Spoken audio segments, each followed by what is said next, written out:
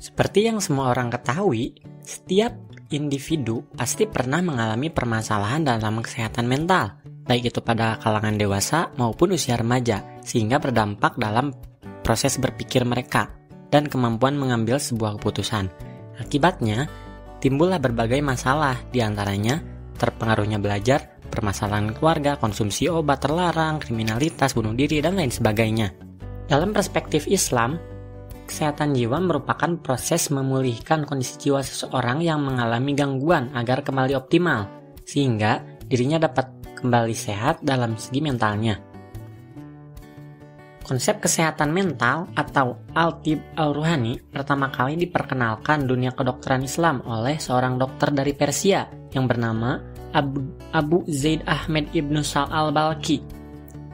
Dalam kitabnya yang berjudul Masalih al-Abdan wa al-Anfus atau Makanan untuk Tubuh dan Jiwa, Al-Balkhi berhasil menghubungkan penyakit antara tubuh dan jiwa.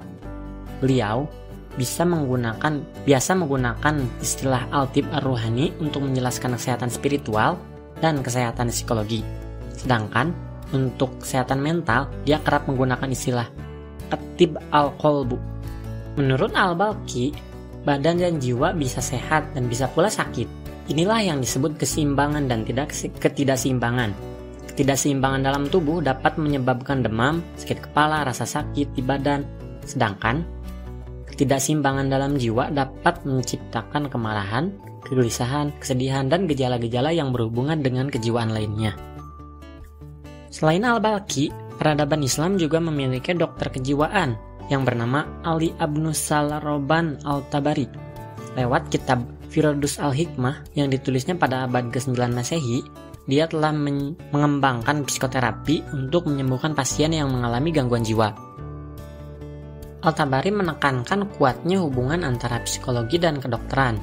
Al-Tabari menjelaskan, pasien kerap kali mengalami sakit karena imajinasi atau keyakinan yang sesat.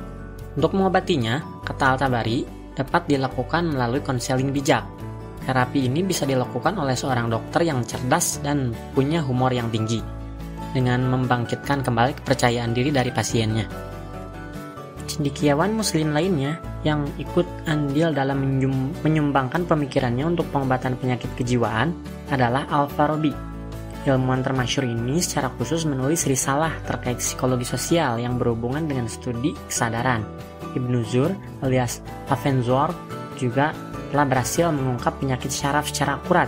Ibnu Zur juga telah memberi sumbangan yang berarti bagi neurofarmakologi modern. Baik, selanjutnya di sini saya akan memaparkan ciri mental sehat dan mental sakit.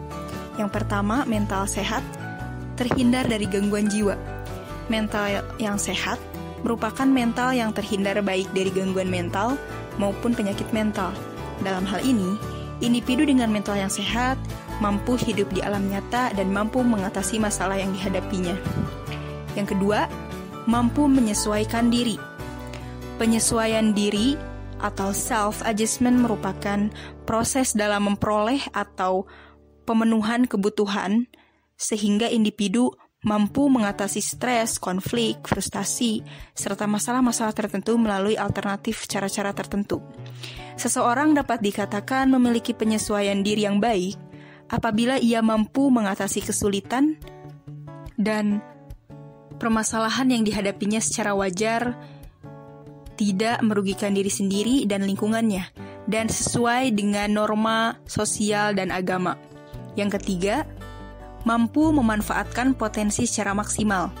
Memanfaatkan potensi secara maksimal dapat dilakukan dengan keikutsertaan secara aktif oleh individu dalam berbagai macam kegiatan yang positif serta konstruktif bagi pengembangan kualitas dirinya. Misalnya dengan kegiatan belajar, baik belajar di rumah, sekolah, atau lingkungan masyarakat, bekerja, berorganisasi, olahraga, pengembangan hobi, serta kegiatan-kegiatan positif lainnya yang mampu memicu eksplorasi potensi masing-masing individu.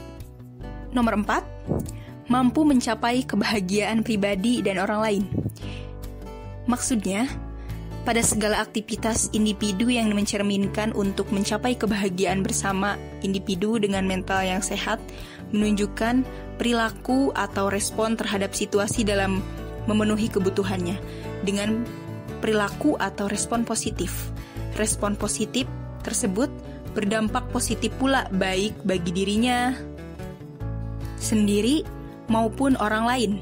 Tidak mengorbankan hak orang lain demi kepentingan diri sendiri, serta tidak mencari kesempatan atau keuntungan di atas kerugian orang lain, merupakan bagian dari pencapaian kebahagiaan pribadi dan orang lain. Kondisi kesehatan mental yang sulit dicapai akan berkembang pribadi yang memiliki mental yang sakit atau mental illness. Dengan beberapa ciri, menurut Thorpe, ciri-ciri orang yang tidak sehat mentalnya yaitu yang pertama, merasa tidak bahagia dalam kehidupan dan hubungan sosial. Yang kedua, merasa dalam keadaan tidak aman dengan rasa takut dan khawatir yang mendalam. Ketiga, tidak percaya akan kemampuan diri. Keempat, tidak memiliki kematangan emosional. Kelima, kepribadian yang kurang mantap. Keenam, mengalami gangguan dalam sistem sarafnya. Ketujuh, tidak dapat memahami kondisi dirinya sendiri. Oke teman-teman, kali ini kita akan membahas tentang pandangan Islam tentang penyakit jiwa. Dalam perspektif Islam, penyakit jiwa sering diidentikan dengan beberapa sifat buruk atau tingkah laku tercela yang biasa disebut al-akhlak al-madhumah, seperti sifat tamak, dengki, iri hati, arogan, emosional, dan seterusnya. Hasan Muhammad Asy'arqawi dalam kitabnya Nahmur Ilmiah Nafsi membagi penyakit jiwa dalam 9 bagian, yaitu yang pertama pamer atau riya, yang kedua marah atau al-ghadab, yang ketiga lalai dan lupa atau al-ghaflah wan nisyan, yang keempat waswas atau al-waswasah, yang kelima frustasi atau al-ya'as, yang keenam rakus atau tamak, yang ketujuh terpedaya atau al-ghurur, yang kedelapan sombong atau al-ujub, dan yang terakhir yang kesembilan dengki dan iri hati atau al-hasad wal hikad. Oke, langsung saja kita bahas ya. Yang pertama ada riya. Seperti yang dijelaskan oleh Asy'arqawi bahwa dalam penyakit riya terdapat unsur penipuan terhadap dirinya sendiri dan juga orang lain, karena hakikatnya ia mengungkapkan sesuatu yang tidak sesuai dengan kenyataan yang sebenarnya. Dalam riya terdapat unsur-unsur kepura-puraan, penipuan, munafik, cenderung mengharap pujian orang lain, senang kepada kebesaran dan kekuasaan. Yang kedua ada emosi atau marah. Marah pada hakikatnya adalah memuncaknya kepanikan di kepala, lalu menguasai otak atau pikiran dan akhirnya kepada perasaan. Kondisi semacam ini seringkali sulit untuk dikendalikan. Lebih lanjutnya, Asy'arqawi mengungkapkan bahwa emosi marah akan menimbulkan beberapa pelampiasan, misalnya secara lisan, akan memunculkan cacian makian, kata-kata kotor, dan secara fisik akan menimbulkan tindakan-tindakan destruktif. Dan jika orang marah tidak mampu melampiaskan tindakan-tindakannya di atas, maka dia akan berkompensasi pada dirinya sendiri dengan cara merobek-robek pakaiannya, menampar mukanya sendiri, mencakar-cakar tanah, ataupun lainnya. Marah juga dapat berpengaruh pada hati seseorang, yaitu sifat dengki dan iri hati, menyembunyikan kejahatan, rela melihat orang lain menderita, cemburu, suka membuka aib orang lain, dan yang lainnya. Berkaitan dengan hal di atas, Usman Najati berpendapat bahwa emosi marah yang menguasai seseorang dapat membuat kemandangan berpikir. Di samping itu, energi tubuh selama marah berlangsung akan membuat orang itu melakukan tindakan-tindakan yang akan disesali oleh dirinya di kemudian hari. Yang ketiga, ada lalai dan lupa. Lalai dan lupa termasuk salah satu dari penyakit mental. Proses kelupaan juga sangat erat kaitannya dengan waktu dan konsentrasi seseorang terhadap peristiwa-peristiwa yang terjadi. Sebagian psikolog berpendapat bahwa seseorang yang terlalu banyak mengurusi persoalan-persoalan yang rumit, maka akan menyebabkan terjadinya proses kelupaan terhadap sesuatu yang telah diketahui sebelumnya. Rasa takut yang mencekam juga dapat menjadi pemicu penyakit lupa. Oleh karena itu, dianjurkan seseorang tidak terlalu memforsir dirinya dan hendaknya menyisihkan sebagian waktunya untuk beristirahat, reaksi, ataupun berefreshing. Begitu juga rasa takut yang mencekam dan adanya inferensi dan seterusnya yang dapat mengakibatkan seseorang itu mengalami lupa. Yang keempat, ada waswas. Para ulama memandang bahwa penyakit waswas merupakan akibat dari bisikan hati dan adanya angan-angan keduniaan yang didasarkan pada hawa nafsu dan kesenangan duniawi. Penyakit waswas juga merupakan penyakit yang muncul akibat gangguan setan. Setan mengobarkan hawa nafsu dan membuat seseorang meragukan agamanya, lupa daratan, dan cenderung melakukan perbuatan keji. Dalam psikologinya, waswas ini juga bisa dikatakan sebagai halusinasi ataupun delusi. Yang kelima, ada frustasi atau alias. Menurut Asyarqawi, frustasi adalah putus harapan dan cita-cita. Munculnya perasaan ini biasanya ketika seseorang berhadapan dengan macam-macam cobaan dan persoalan hidup yang bertolak belakang dengan hawa nafsunya atau dengan keinginannya. Sifat tersebut sangat dicela oleh agama karena menjadikan seseorang statis, kehilangan etos kerja, acuh tak acuh terhadap lingkungan, selalu melamun, kehilangan kepercayaan diri baik kepada dirinya sendiri ataupun kepada orang lain. Sebagaimana dalam Al-Quran, Allah Subhanahu wa Ta'ala melarang manusia berputus asa akan rahmat-Nya, sebagaimana firman-Nya dalam surat Yusuf ayat 87, yang artinya, janganlah kamu berputus asa dari rahmat Allah. Sesungguhnya tiada yang berputus asa dari rahmat Allah kecuali kaum yang kafir. Dalam mental hygiene disebutkan bahwa munculnya perasaan frustasi disebabkan oleh kegagalan seseorang dalam mencapai tujuan, tidak terpenuhinya kebutuhan-kebutuhan yang diinginkan, atau terhambatnya usaha dan perjuangan di dalam mencapai suatu tujuan. 6. Ada rakus atau tamak. Rakus atau tamak adalah keinginan yang berlebih-lebihan yang didasari oleh kemauan hawa nafsu yang tidak terkendali. Jika seseorang mengikuti hawa nafsunya secara berlebihan, maka selama ia bersikap tamak dan tidak pernah merasa puas dengan apa yang ia terima, selama itu pula ia terperangkap oleh angan-angan dunia yang tidak pernah terwujudkan. Menurut Asyarqawi, cara membendung sifat tamak ini adalah dengan membiasakan diri dengan zuhud dan qanaah, sehingga dengan demikian ia akan terbebas dari perbuatan hawa nafsunya. 7. Ada terpedaya atau al-ghurur. Terpedaya merupakan suatu jenis penyakit mental yang diakibatkan oleh salah persepsi tentang kehidupan duniawi dan juga lupa tentang penciptanya atau Allah. Dari sisi lain, sifat terpedaya juga sering merasuk ke dalam jiwa orang yang berkeyakinan bahwa dengan sifat rahimnya Allah akan mentolerir perbuatan-perbuatan hambanya yang sengaja melalaikan perintah-perintahnya.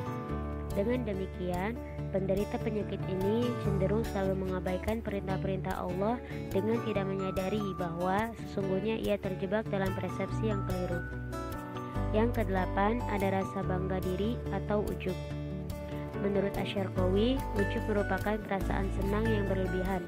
Kemunculannya disebabkan adanya anggapan bahwa orang ini merupakan orang yang paling baik dan paling sempurna di dalam segalanya. Sikap ujub adalah penyakit mental yang sangat berbahaya, sebab eksistensinya membuat hati menjadi beku di dalam menerima kebaikan, mengingat dosa, dan selalu menutup-nutupi kesalahan. Dari sisi lain, orang yang bangga dengan dirinya telah menyadari akan kepribadiannya dan mengerti akan kesalahannya. Akan tetapi, ia tidak tertarik untuk kembali kepada kebenaran, melainkan bersikap putus asa, tetap ingkar, dan bahkan tidak mau untuk melakukan kebajikan dan pengabdian kepada Allah. Yang kesembilan, iri hati dan dengki. Secara umum dapat dikatakan bahwa rasa iri muncul akibat kegagalan seseorang dalam mencapai sesuatu tujuan. Oleh sebab itu, emosi ini sangat kompleks dan dasarnya terdiri atas rasa ingin memiliki, rasa marah, dan rasa rendah diri. Meski demikian, tidak dapat dikatakan bahwa rasa iri ini merupakan kumpulan dari rasa marah, rasa ingin memiliki, dan rasa rendah hati. Akan tetapi lebih dari itu, ia memiliki karakteristiknya sendiri, dan di antara gejala-gejala yang nampak adalah marah dengan segala bentuknya, mulai dari memukul, mencela, menghina, membuka rahasia orang lain, memberontak, membisu, menyendiri, mogok makan, sangat sensitif, dan seterusnya. Asy-Syarqawi menjelaskan bahwa emosi ini secara garis besar diklasifikasikan menjadi dua macam. Ada iri yang melahirkan kompetisi yang sehat dan ada iri yang melahirkan kompetisi yang tidak sehat. Iri jenis pertama merupakan kompetisi sehat untuk meniru hal-hal yang positif yang dimiliki orang lain tanpa didasari oleh interest jahat dalam rangka fastabiqul khairat.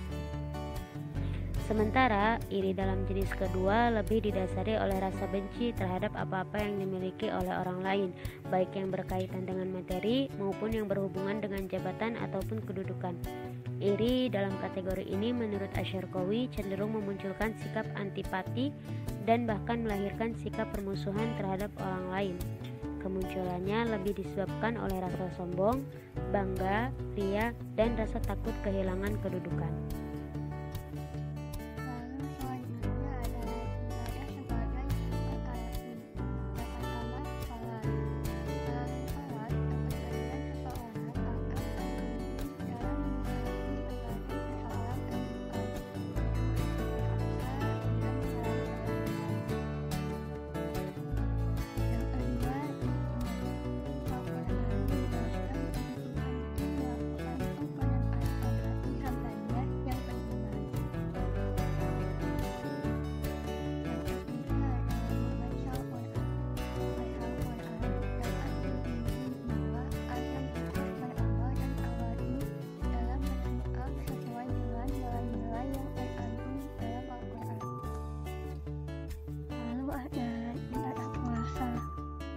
Kesabaran seseorang yang berkuasa akan memunculkan rasa kasih sayang terhadap sesama. Perasaan ini akan melahirkan rasa perdamaian dan kelapangan jiwa.